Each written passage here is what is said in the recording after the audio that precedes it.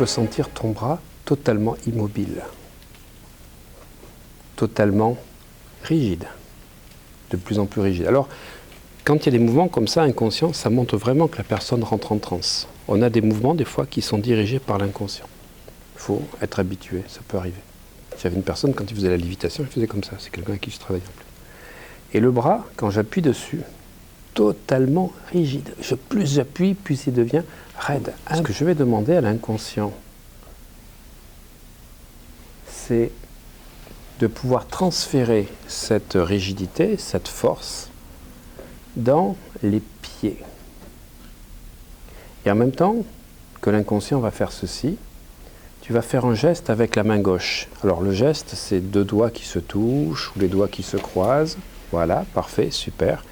Et l'inconscient va transférer la lourdeur, la rigidité du bras sur les pieds. Comme si tes pieds rentraient dans le sol comme les racines d'un arbre.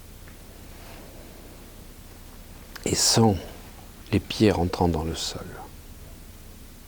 T'enracinant dans le sol nourricier, d'où naissent tous les projets. Voilà.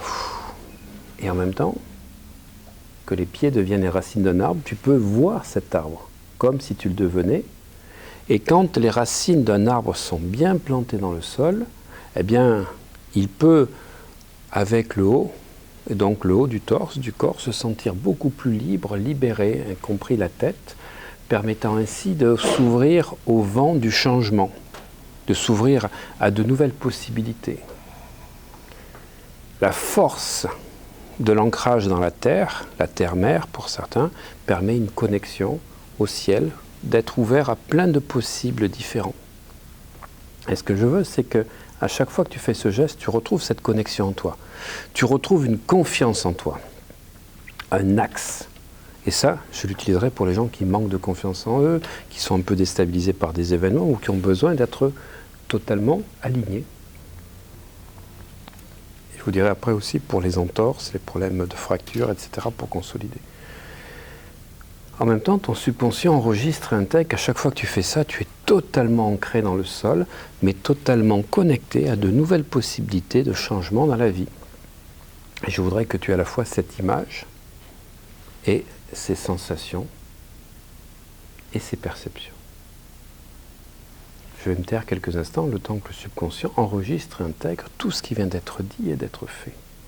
Et quand je reprends la parole, tout ceci est totalement intégré et enregistré.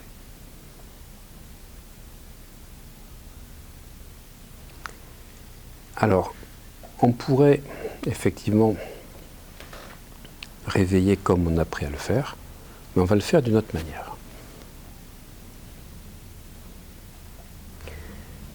Alors, je voudrais que tu futurises, quand tu te sens bien alignée, puissante, comme ça, dans le sol, et que tu sens toutes ces ouvertures possibles, que tu visualises les prochaines journées, les prochaines semaines, donc une futurisation, toujours pareil, pour transposer cet état-là dans le futur. Est-ce que cela te convient ? Ok, un petit geste de la tête, sinon la main gauche dirait non, voilà. Ok. Alors, dans quelques instants, je vais toucher la main. Quand je touche la main, je vais toucher ta main. Là, je vais réassocier.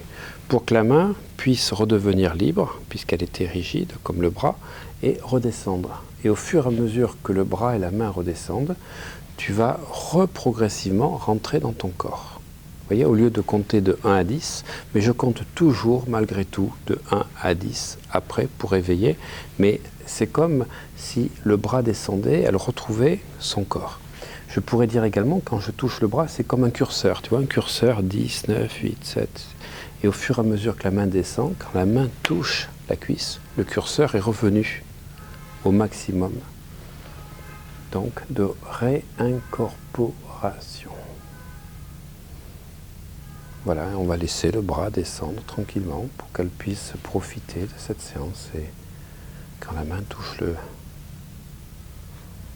corps, touche la cuisse, totalement revenu dans le corps, réassocié et réveillé à 10, totalement régénéré.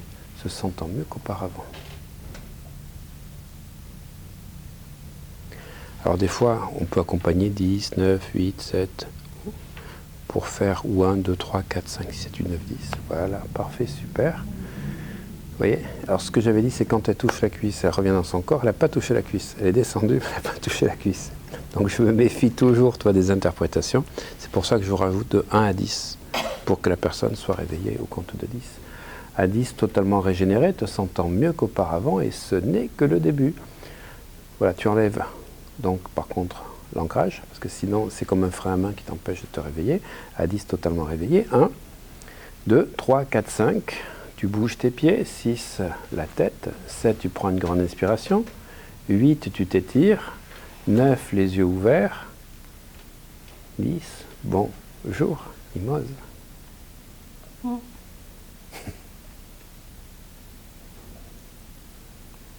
Bonjour. Alors, avant que tu reprennes tes esprits, hein, ça va? T'es revenu? Ça va. ça va. On n'a pas fait un voyage en lévitation, mais ça sera celui d'après. Je vais te demander de te lever, voilà, pendant que la caméra va suivre le mouvement. Voilà. Voilà, ça va? Oui, ça va. Alors, tu fais le geste que tu as choisi.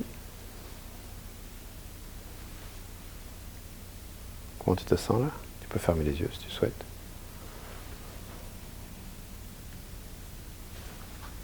Tu sens les pieds qui rentrent dans le sol? Voilà. Là, elle repart, mais tu vois, on a dit que le haut du corps était comme le haut de l'arbre, toi qui subis les vents du changement. Elle est en train de bouger comme un arbre, mais les pieds sont bien ancrés dans le sol. Pas vrai? Quand tu te sens comme ça, bien ancré dans le sol, et que tu sens qu'il y a plein de possibles, qu'est-ce que tu peux projeter et futuriser?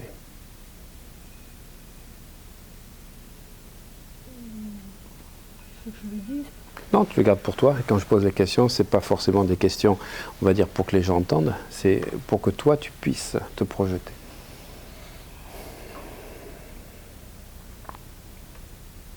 Tu vois cette nouvelle perception de toi-même et de la vie? Ben, c'est ça qui est intéressant parce que ça fait ce qu'on appelle, alors, les chamans parlent d'état de forme, le changement d'état de forme ou l'investissement par la forme. Là, elle prend un peu la forme d'un arbre, quelque part, puisqu'on a expliqué ça. C'est une façon allégorique et métaphorique de bien s'ancrer.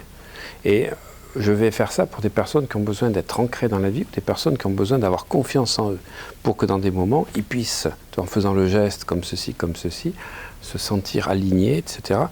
Et je vais utiliser beaucoup la catalepsie, alors pour des personnes qui ont eu des fractures, pour consolider les os, les articulations, de manière à amener cette rigidité, cette catalepsie, au niveau des os.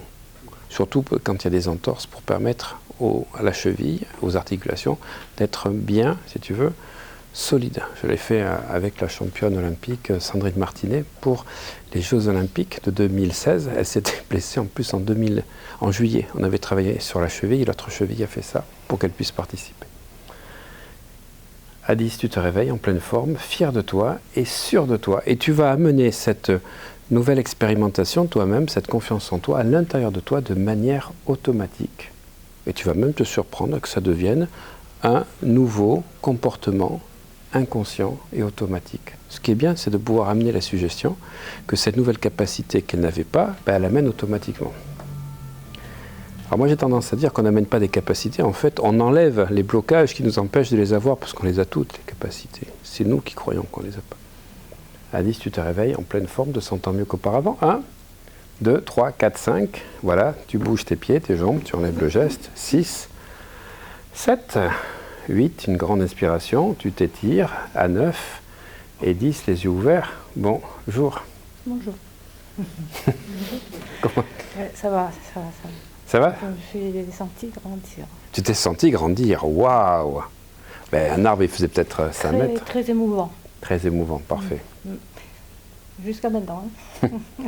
C'est pour ça que les questions, c'est pas forcément pour que tu y répondes, c'est simplement pour qu'il y ait une interaction.